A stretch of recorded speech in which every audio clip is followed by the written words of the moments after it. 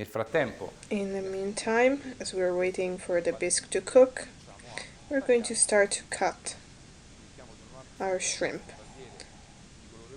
So, again on our blue cutting board, it's fundamental not to move the odors or smells of products like crustaceans that are very invasive. So what we're going to do is first of all cutting the shrimp for our third ladle bait of the risotto.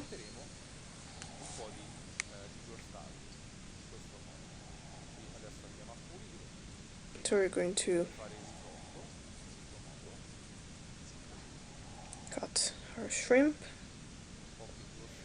a little bit more thick because during the cooking it might get too chewy. This instead is going to be cut a little bit more finely for the thickening part, so the final part of the risotto making. Same thing for the scampi. I'm going to make them again finer because we're going to put them at the very end. So we can not stress our fish too much. Now we're going to start working with the rice. So we have our pot, putting a little bit of oil,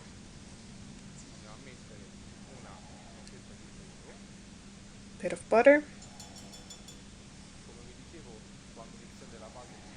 When you start cooking the rice, you don't need to necessarily put oil, butter. You can also start from dry. Our mirepoix.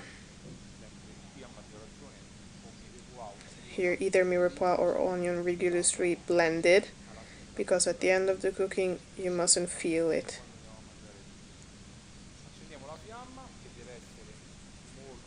Turning the heat on very, very low.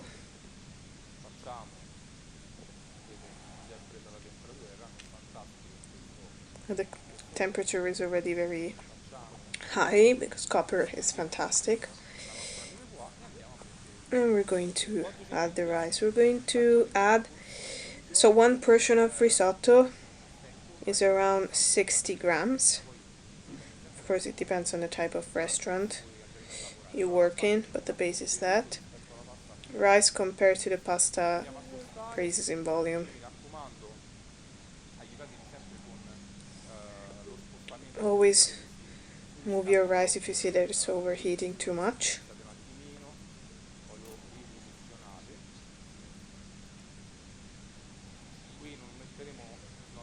We won't be adding any alcohol because we've already used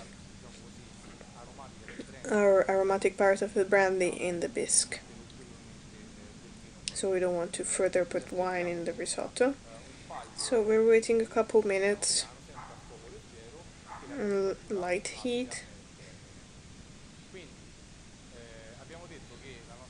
So our bisque has been cooking for 1 hour, then we've filtered it.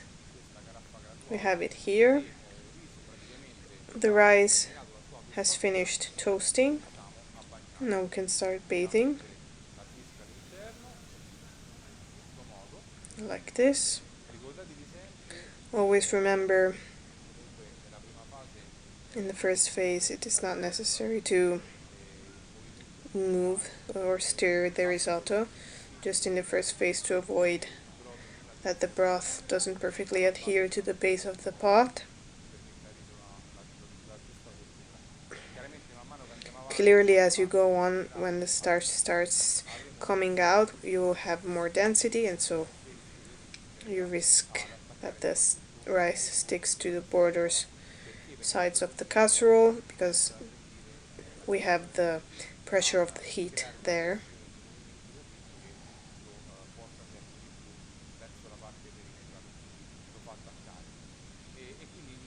So we will necessarily stir it constantly to avoid this. This is the best method to have an extraction of the starches that is as uniform as possible. So stirring every now and then now.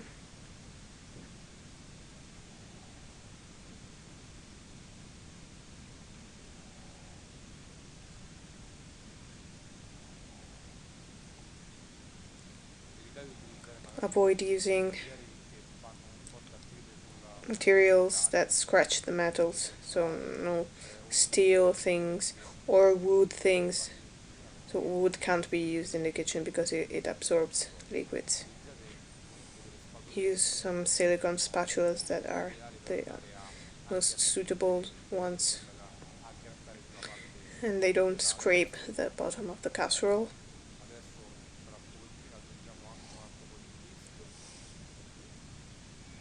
Bit more bisque. We can add a little bit of double concentrate, only because of the color, in order not to put fresh tomato or tomato sauce, which can't amplify the color. Concentrate has a lot more of a persistent color.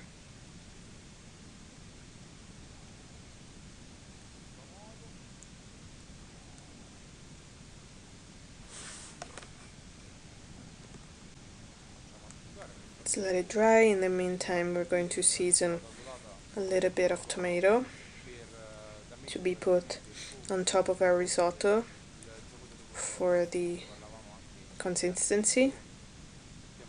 A little bit of oil, pinch of salt, and a little bit of pepper, and tossing, just very lightly seasoning the tomato. The parsley, we prefer to add it whole.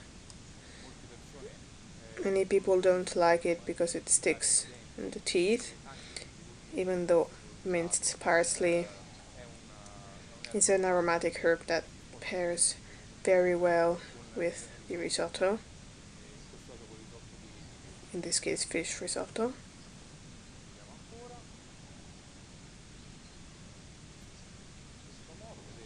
So, stirring again.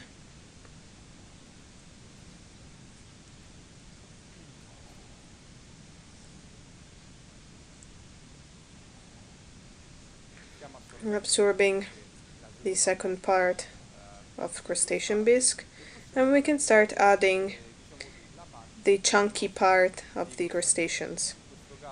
In this case, we cut our shrimp in a thicker way so that it resists for the whole cooking.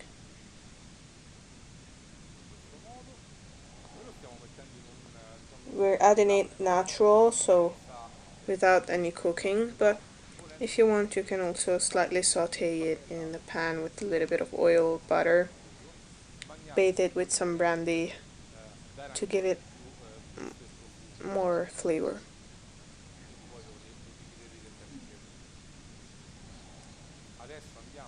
Now third bathe.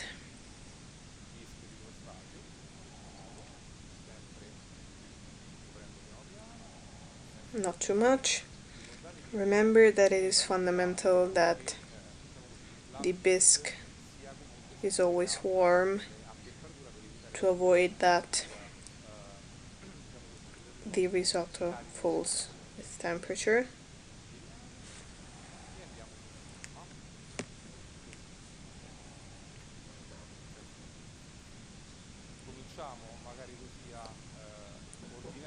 So we can tidy up our decorations. We're going to put it on the cutting board so we're ready for when we will plate up.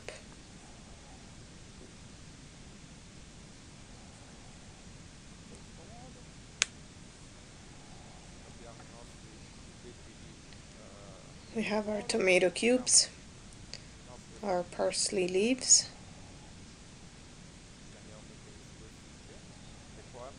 and then we have our tartare of shrimp, that we can put during the thickening or even raw on top of the risotto. It will cook with the heat anyways. So let's start with salt. There are various schools of thought. There's people who put it at the beginning, who put it at the end, or at half of the cooking. I usually put it after the three quarters of the way. It's very personal.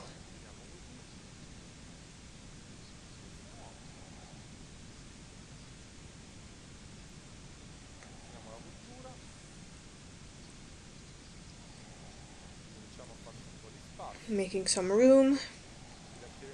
We're just leaving some cold butter to thicken the risotto. The tomato, parsley, and our shrimp. You can keep the salt.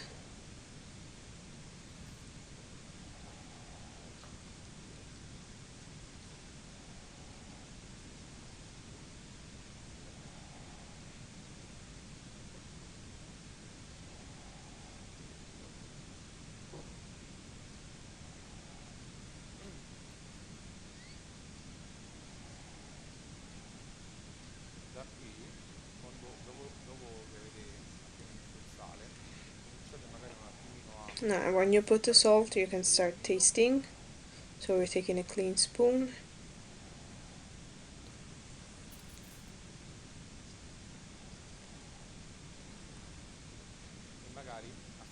And also taste the grain for the cooking, for the consistency. This will make you understand if the 3 ladles of liquid you put brought you to an almost complete cooking stage. It's almost ready. Remember that a very important thing is when you get to the precise cooking of the rice, never let it dry too much, otherwise you won't have the right humidity for the thickening phase and the risotto will be too dry. You can add a little bit of bisque to make it a little bit more creamy.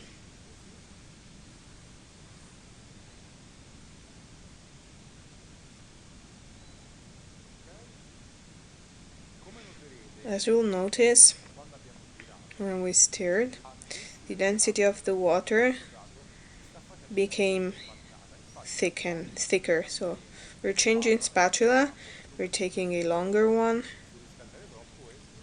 and we're going to start stirring like this. Not because it sticks, but simply to improve the extraction of the starches.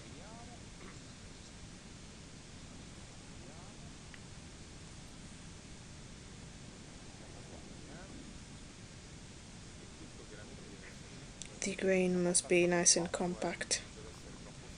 It mustn't be overcooked. Remember that many times when a rice is too hard or just after a few seconds it overcooks, it is symptom of a type of rice that's not suitable and low quality. This is the last phase, turning the heat off, and we're going to start kind of thickening, even if very often when we think about thickening we think about just putting butter and parmesan. It is not just that. Thickening is the structure that the risotto might or should get. So we're going to first let it lose some temperature, then putting our shrimp,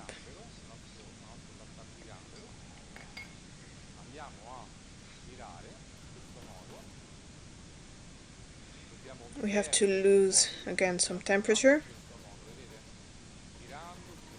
so stirring. Now we're going to add the cold butter, very important. Keep stirring vigorously.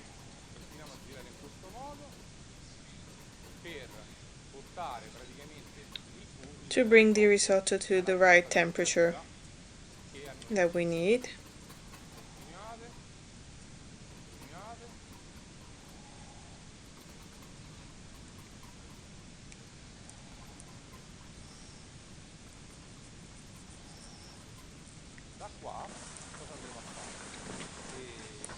Now we're going to plate up our risotto.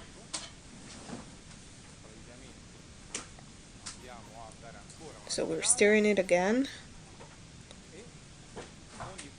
And every time we plate it, we're always stirring it to bring the sauce always towards the top, towards the surface. So, on the center, always stirring. Always in the center, stirring always.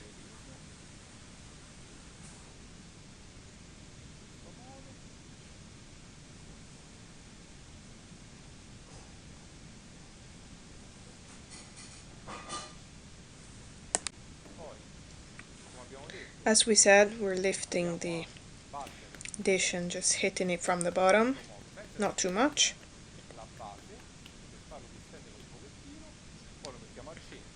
And we're going to take our parsley,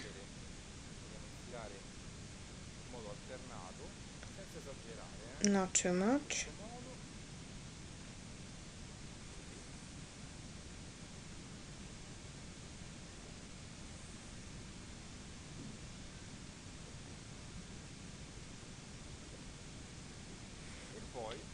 And then our tomatoes.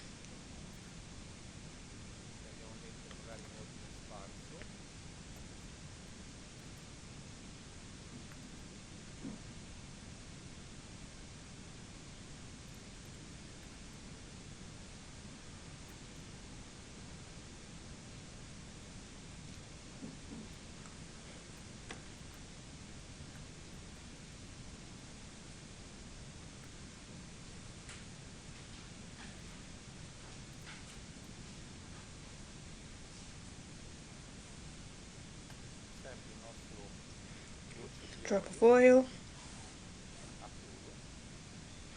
and we finished the preparation of our risotto.